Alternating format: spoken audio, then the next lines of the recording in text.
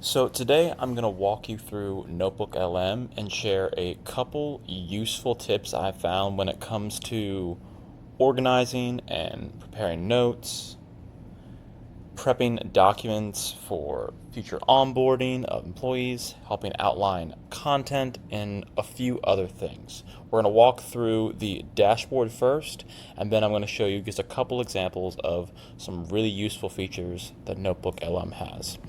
So starting right up top, we have this create a notebook button.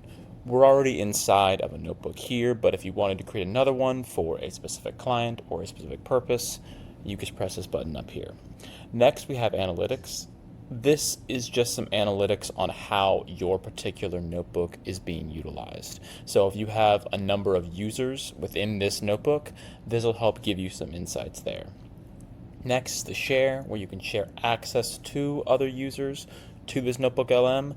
That is a very helpful feature because you can have multiple users come in and begin to add in various documents or other sources that they find useful.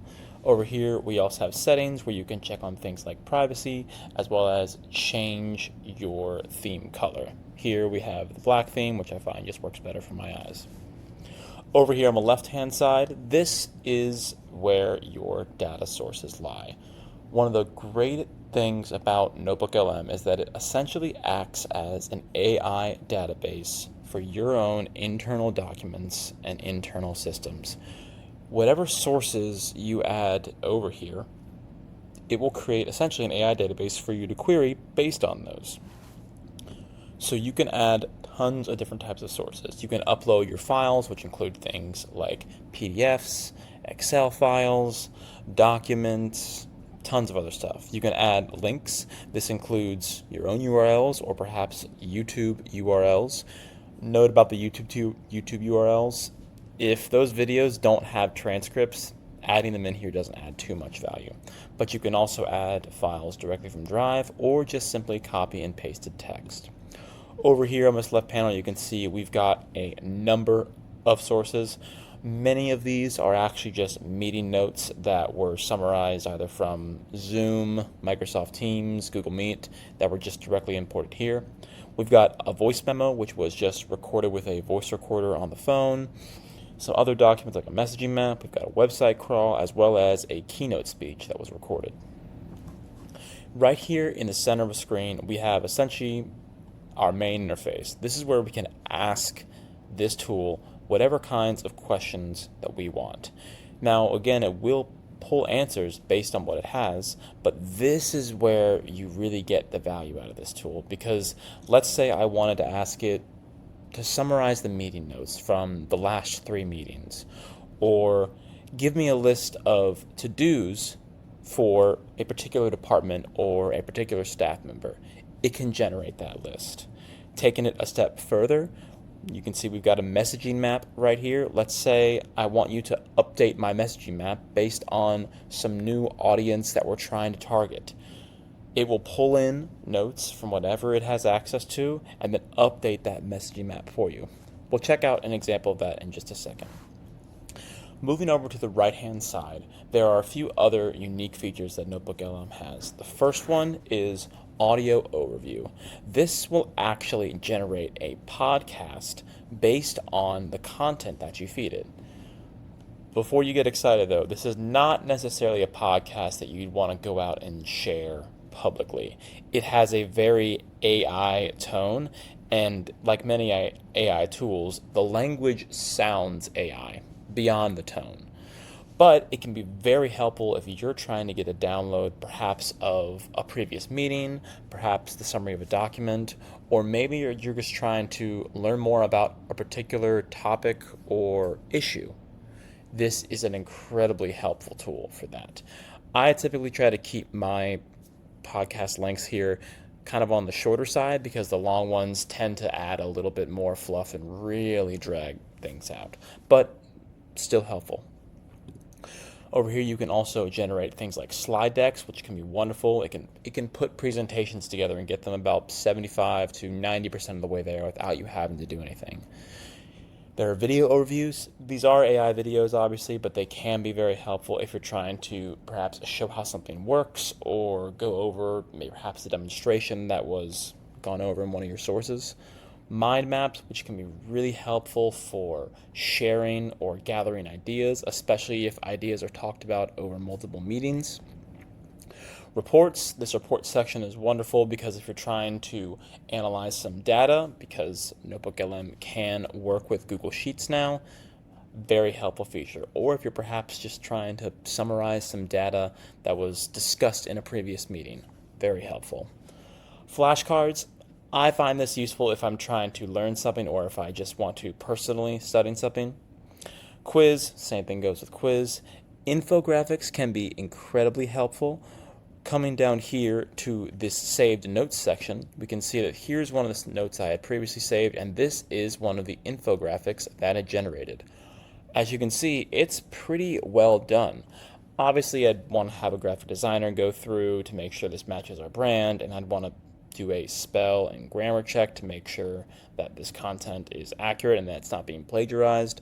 But this is a wonderful start to a graphic, and depending on the sources and data I give it, it could work its way to a finished product that could be something that's shared on social media or the website.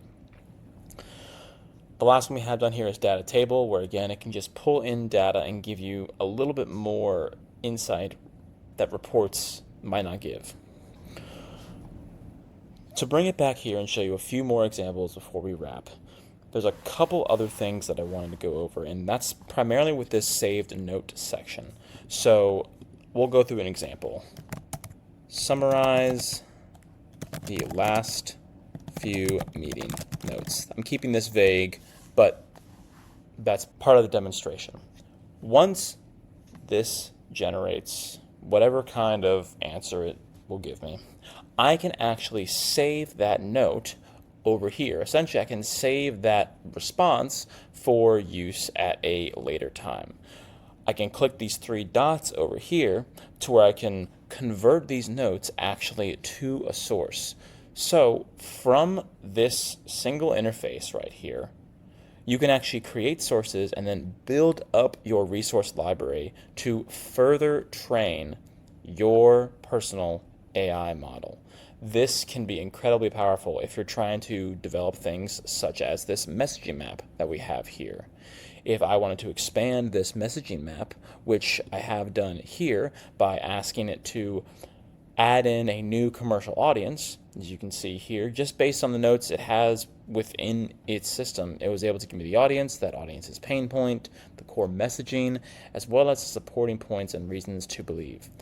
At this point, I can go ahead and add that note into my sources and then ask it to give me an updated messaging map. So now I would have a fully updated messaging map that I can replace with this one, or that I can take out, share with others for review, however you see fit. Another really helpful feature for this is pulling quotes, creating outlines for content, and even drafting social media posts.